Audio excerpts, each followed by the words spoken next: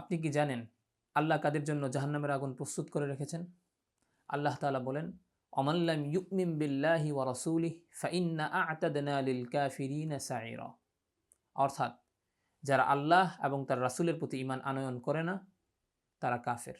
আমি আল্লাহ তাদের জন্য জাহান্নামের আগুন প্রস্তুত করে রেখেছি। এই আয়াতটি স্পষ্টভাবে জানিয়ে দেয় যে যদি কেউ শুধুমাত্র আল্লাহর প্রতি ঈমান আনে কিন্তু তার রাসূল মুহাম্মদ সাল্লাল্লাহু আলাইহি ওয়াসাল্লামের প্রতি ঈমান না আনে তাহলে সে নিঃসন্দেহে কাফের এবং আল্লাহ তার জন্য জাহান্নামের আগুন প্রস্তুত করে রেখেছেন। সুতরাং শুধু কথা বলাই যথেষ্ট হবে না যে আমি আল্লাহর প্রতি ঈমান আনলাম এবং এটা বিশ্বাস করি যে এই পৃথিবীর একজন স্রষ্টা আছে, কিন্তু মুহাম্মদ সাল্লাল্লাহু আলাইহি ওয়াসাল্লামের প্রতি ঈমান আনলাম কি আনলাম না এটা তেমন গুরুত্বপূর্ণ নয়।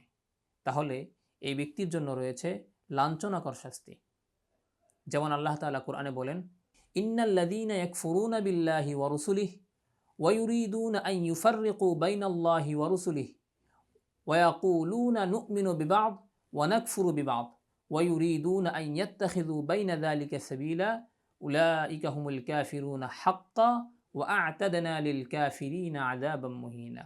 অর্থাৎ নিশ্চয়ই যারা আল্লাহ এবং তার রাসূলদের অস্বীকার করে এবং আল্লাহ ও তার রাসূলদের মাঝে পার্থক্য করতে চায় এবং তারা বলে যে আমরা কিছু রাসূলকে মানি আর কিছু রাসূলকে মানি না এবং তারা মাঝামাঝি কোনো পথ অবলম্বন করতে চায়, তাহলে এরাই প্রকৃত কাফের এবং আল্লাহ এদের জন্যই প্রস্তুত করে রেখেছেন অপমানজনক শাস্তি।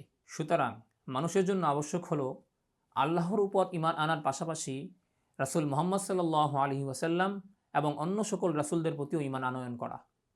শুধুমাত্র আল্লাহর উপর ঈমান আনাই যথেষ্ট নয়।